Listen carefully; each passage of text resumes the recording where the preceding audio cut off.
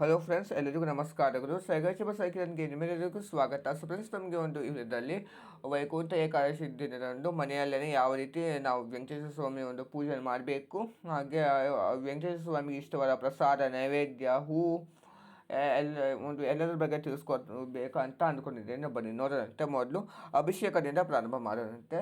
ಒಂದು ಪೀಠದ ಮೇಲೆ ಶಂಕುಚಕ್ರ ನಾಮದ ರಂಗೋಲಿಯನ್ನು ಹಾಕಿಕೊಂಡು ಒಂದು ತಟ್ಟೆಯನ್ನು ಇಟ್ಟಿದ್ದೇನೆ. ವೆಂಕಟೇಶ್ವರ ಸ್ವಾಮಿ ವಿಗ್ರಹವನ್ನು ಸಹ ಇಟ್ಟಿದ್ದೇನೆ.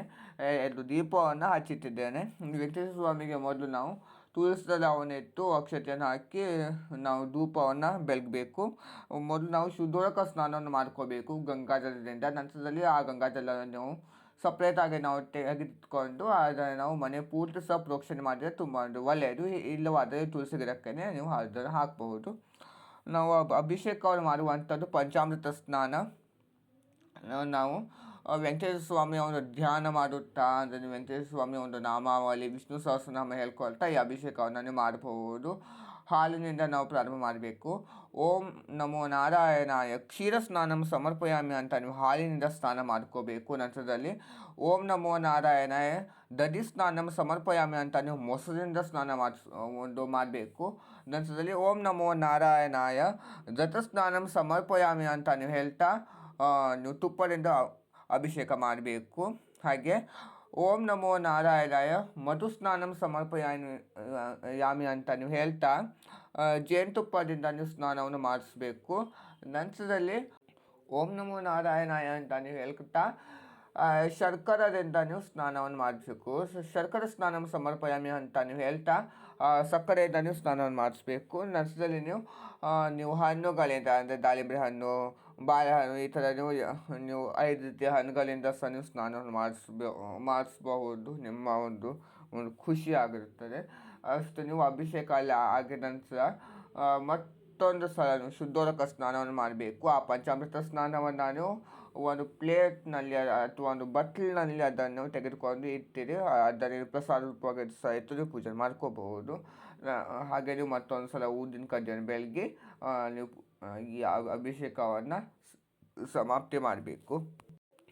ಒಂದು ಮನೆ ಮೇಲೆ ಶಂಕುಚಕ್ರ ಹಾಗೆ ನಾಮ ರಂಗೋಲಿಯನ್ನು ಹಾಕಿಕೊಂಡಿದ್ದೇನೆ. ನನಗೆ ಪದ್ಮ, ಸ್ವಸ್ತಿಕ್, ಶ್ರೀ ಈ ಥರ ಸಹ ರಂಗೋಲಿಯನ್ನು ಹಾಕಿಕೊಂಡಿದ್ದೇನೆ. ವೆಂಕಟೇಶ್ವರ ಸ್ವಾಮಿ ಫೋಟೋವನ್ನು ಇಟ್ಟಿದ್ದೇನೆ. ತುಳಸಿ ಹಾರ ಹಾಗೆ ಒಂದು ಹಳದಿ ಹೂವಿನಿಂದ ಅಲಂಕಾರ ಮಾಡಿಕೊಂಡಿದ್ದೇನೆ. ನೀವು ನೋಡ್ತಾ ಇರ್ಬೋದು. ಒಂದು ಪ್ಲೇಟನ್ನು ತೆಗೆದುಕೊಂಡು ನೀವು ತೊಟ್ಲನ್ನು ಇಟ್ಟು ಪೂಜೆ ಮಾಡುತ್ತಾರೆ. ತೊಟ್ಲ ಮೇಲೆ ನೀವು ನೋಡ್ತಾ ಇರ್ಬೋದು. ತೊಟ್ಲ ಮೇಲೆ ನಾನು ಒಂದು ಹಳದಿ ವಸ್ತ್ರವನ್ನು ಹಾಕಿದ್ದೇನೆ. ಹಳದಿ ವಸ್ತ್ರ ಮೇಲೆ ವೆಂಕಟೇಶ್ವರ ಸ್ವಾಮಿ ಹಾಗೆ ಲಕ್ಷ್ಮಿಯನ್ನು ನಾನು ಪ್ರತಿಷ್ಠಾಪನೆ ಮಾಡಿಕೊಂಡಿದ್ದೇನೆ.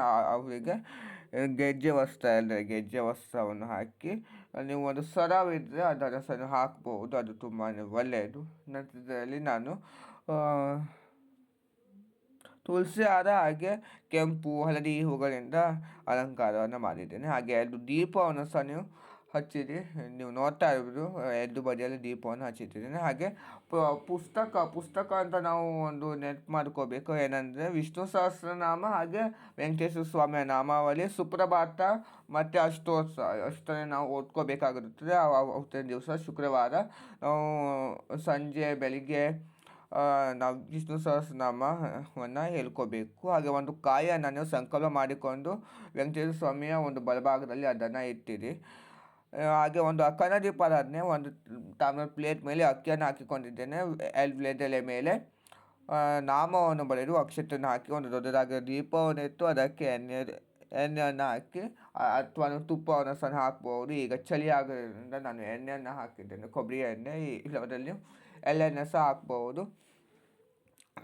ಅಗರಬತ್ತಿ ಸಹಾಯದಿಂದ ಆ ದೀಪಾರಾಧನೆಯನ್ನು ಮಾಡಬೇಕು. ನಿಮ್ಮ ಮನೆಯಲ್ಲಿ ಶಂಕುಚಕ್ರ ನಾಮ ದೀಪ ಇದ್ದರೆ ಇನ್ನೂ ತುಂಬ ಒಳ್ಳೆಯದು. ಇಲ್ಲವಾದರೆ ನೀವು ನಾರ್ಮಲ್ ದೀಪದಲ್ಲಿ ಸಹ ಒಂದು ಮನೆ ದೀಪ, ಕಾಮಾಕ್ಷಿ ದೀಪದಲ್ಲಿ ಸಹ ನೀವು ದೀಪಾರಾಧನೆ ಮಾಡಬಹುದು. ಹಾಗೆ ಈಗಾಗಲೇ ನಾನು ನಿಮಗೆ ಒಂದು ಈ ಅಕ್ಕಿತ ದೀಪಾರಾಧನೆಯನ್ನು ಸಹ ತಿಳಿಸ್ಕೊಟ್ಟಿದ್ದೇನೆ. 7 ಅಕ್ಕಿತ ದೀಪಾರಾಧನೆ, ಅಂದರೆ 6 ಅಕ್ಕಿತ ದೀಪಾರಾಧನೆ, ಅದರಲ್ಲಿ ಒಂದು ಕೂರ್ಮ ದೀಪಾರಾಧನೆ ಅಂತ ಅದನ್ನು ಸಹ ಮಾಡಬಹುದು. ಮತ್ತು ಇದು ವೆಂಕಟೇಶ್ವರ ಸ್ವಾಮಿಯ ಒಂದು ಬಲಭಾಗದಲ್ಲಿ ನಾನು ಒಂದು ಪ್ಲೇಟ್ ಮೇಲೆ ಲಕ್ಷ್ಮಿಗೆ ಇಷ್ಟವಾದ ಎಲ್ಲ ವಸ್ತುಗಳನ್ನು ಹಾಕಿ ಇಟ್ಟಿದ್ದೇನೆ. ಇಷ್ಟನ್ನು ಇಟ್ಟಿರಬೇಕು. ಪ್ರಸಾದಕ್ಕೆ ಅಂತ ನಾನು ಹಾಲು, ಹಣ್ಣು, ಹಾಗೆ ಪಂಚಾಮೃತ ಅಭಿಷೇಕ ಮಾಡುವಂಥದ್ದು ಅಷ್ಟನ್ನೇ ಇಟ್ಟಿದ್ದೇನೆ. ಹಾಗೆ ತಾಂಬೂಲ, ಹಾಗೆ ತುಳಸಿ ತೀರ್ಥ, ಒಂದು ತೀರ್ಥಕ್ಕೆ ತುಳಸಿ ದಳವನ್ನು ಹಾಕಿಕೊಂಡು ನೀವು ಇಟ್ಟಿರಬೇಕು. ಯಾಕಂದರೆ ನಿಮ್ಮ ಮನೇಲಿ ಎಷ್ಟು ಸದಸ್ಯರು ಇರ್ತಾರೋ ಅವರು ಎಲ್ಲರೂ ಸಹ ತುಳಸಿ ತೀರ್ಥವನ್ನು ತೆಗೆದುಕೋಬೇಕು. ಹಾಗೆ ಹಾಲು ಹಣ್ಣು ಮತ್ತು ಪಂಚಾಮೃತ ಅಭಿಷೇಕ ತಾಂಬೂಲ ಅಷ್ಟನ್ನು ಸ್ವಲ್ಪವಾಗಿ ಇಟ್ಟಿದ್ದೇನೆ. ಮತ್ತು ಇದು ಪಾನಕವನ್ನು ಸಹ ಇರಬಹುದು. ಪಾನಕ, ಬೆಲ್ಲದ ಪಾನಕ, ಬೆಲ್ಲದ ಪಾನಕ, ಎಲ್ಲ ರೀತಿಯ ಒಂದು ಪಾನಕವನ್ನು ಸಹ ನೀವು ಇಟ್ಟು ನೀವು ಪೂಜೆ ಮಾಡ್ಕೋಬಹುದು.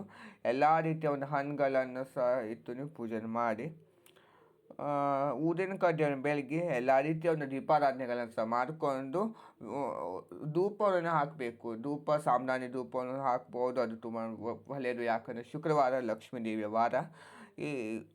ಈ ಸಲ ತುಂಬ ಶ್ರೇಷ್ಠವಾಗಿರುವಂಥದ್ದು. ಯಾಕಂದರೆ ನಾವು ಶುಕ್ರವಾರ ವೈಕುಂಠ ಏಕಾದಶಿಯನ್ನು ಆಚರಿಸುವಂಥದ್ದು. ನಂತರ ಧೂಪವನ್ನು ಹಾಕಿದ ನಂತರ ವೆಂಕಟೇಶ್ವರ ಸ್ವಾಮಿ ಅಷ್ಟೋತ್ಸವವನ್ನು ಮಾಡ್ಕೋಬೇಕು. ತುಳಸಿಯಿಂದ ಅರ್ಚನೆ ಮಾಡ್ಕೊಂಡು ತುಂಬಾ ಒಂದು ಶ್ರೇಷ್ಠವಾಗಿರುವಂಥದ್ದು. ನಾನು ನಿಮಗೆ ಈ ಸಲ ಕುಂಕುಮಾರ್ಚನೆಯನ್ನು ತಿಳಿಸ್ಕೊಡ್ತಾ ಇದ್ದೇನೆ. ಹೋದ ಸಲ ನಾನು ನಿಮಗೆ ತುಳಸಿಯಿಂದ ಅರ್ಚನೆ ಮಾಡುವುದನ್ನು ತಿಳಿಸ್ಕೊಡ್ತಿದ್ದೆ. ಅದ್ರ ಸಲ ಕುಂಕುಮಾರ್ಚನೆಯನ್ನು ತಿಳಿಸ್ಕೊಡ್ತಾ ಇದ್ದೇನೆ. ಕುಂಕುಮಾರ್ಚನೆ ಮಾಡಿಕೊಂಡು ಕಾಯನ್ನು ಒಡೆದು ಮಂಗಳಾರತಿಯನ್ನು ಮಾಡಬೇಕಾಗಿರುತ್ತೆ. ತುಪ್ಪದಾರತಿಯನ್ನು ಮಾಡಿದ್ದೇನೆ. ತೀರ್ಥವನ್ನು ಪ್ರೋಕ್ಷಣೆ ಮಾಡಬೇಕು. ಮಂಗಳಾರತಿಗೆ ಸಹ, ಪ್ರಸಾದಕ್ಕೆ, ದೀಪಾರಾಧನೆಗೆ. ಯಾಕಂದರೆ ನಾವು ಮಾಡಿರುವಂಥ ಒಂದು ಪೂಜೆ ದೇವರಿಗೆ ತಲುಪಿದೆ ಅಂತ ಒಂದು ಅರ್ಥ ಬರ್ತದೆ. ಪೂಜೆಯಲ್ಲಾಗಿದ ನಂತರ ಎಲ್ಲರೂ ಸಹ ನಿಮ್ಮ ಮನೆಯವರು ಎಲ್ಲರೂ ಸಹ ಅಕ್ಷತೆಯನ್ನು ಹಾಕ್ಕೊಂಡು ತೊಟ್ಲನ್ನು ಇರ್ತದೆ, ತೊಟ್ಲನ್ನು ತೂಗಬೇಕು. ವೆಂಕಟೇಶ್ವರ ಸ್ವಾಮಿ ಹಾಗೆ ಲಕ್ಷ್ಮಿ ಅವರನ್ನು ನಾವು ತೊಟ್ಲಿನಲ್ಲಿ ತೂಗಬೇಕು. ಹಾಗೆ ದೇವಸ್ಥಾನದಲ್ಲಿ ಸಹ ವೈಕುಂಠ ದ್ವಾರದ ಮೂಲಕ ದೇವರ ಒಂದು ದರ್ಶನವನ್ನು ನಾವು ಸಹ ಮಾಡಬೇಕಾಗಿರೋದ್ರಿಂದ ನೀವು ದೇವಸ್ಥಾನಕ್ಕೆ ಹೋಗೋದನ್ನು ಸಹ ಮರೆಯಬೇಡಿ. ಮತ್ತು ವೆಂಕಟೇಶ್ವರ ಸ್ವಾಮಿಗೆ ಪ್ರಿಯವಾದ, ಅಂದರೆ ವಿಷ್ಣುವಿಗೆ ಪ್ರಿಯವಾದ ಒಂದು ಮಂತ್ರ ಓಂ ನಮೋ ಭಗವತೆ ವಾಸುದೇವಾಯ ಅಂತ ನೀವು ಹೇಳ್ಬೋದು. ಓಂ ನಾರಾಯಣಾಯ ವಿದ್ಮಹೇ ವಾಸುದೇವಾಯ ಧೀಮಹಿ ತನ್ನೋ ವಿಷ್ಣು ಪ್ರಚೋದಯಾತ್. ಓಂ ನಮೋ ಭಗವತೆ ವಾಸುದೇವಾಯ. ಓಂ ನಮೋ ನಾರಾಯಣಾಯ. ಓಂ ಶಾಂತಾಕಾರಂ ಭುಜಗಶಯನಂ ಪದ್ಮನಾಭಂ ಸುರೇಶಂ ವಿಶ್ವಾಧಾರಂ ಗಗನ ಸದೃಶಂ ಮೇಘವರ್ಣಂ ಶುಭಾಂಗಂ ಲಕ್ಷ್ಮೀಕಾಂತಂ ಕಮಲನಯನಂ ಯೋಗಿ ವಿಜ್ಞಾನಗಮ್ಯಂ ವಂದೇ ವಿಷ್ಣುಂ ಭವಭಯಹರಂ ಸರ್ವಲೋಕೈಕನಾಥಂ ಅಂತ ಸಹ ನೀವು ಹೇಳ್ಕೊಂಡು ಪೂರ್ತಿ ದಿವಸ ನೀವು ಹೇಳ್ಕೊಳ್ತಾ ಇರಬೇಕು. ಯಾಕಂದರೆ ನಾವು ವೈಕುಂಠ ಏಕಾದಶಿ ದಿನದಂದು ಮಹಾವಿಷ್ಣುವಿನ ಒಂದು ಧ್ಯಾನ ಮಾಡ್ತಾ ಇರಬೇಕು. ವೆಂಕಟೇಶ್ವರ ಸ್ವಾಮಿ ನಿಮಗೆ ಅನುಗ್ರಹ ಸಹ ಮಾಡ್ತಾನೆ.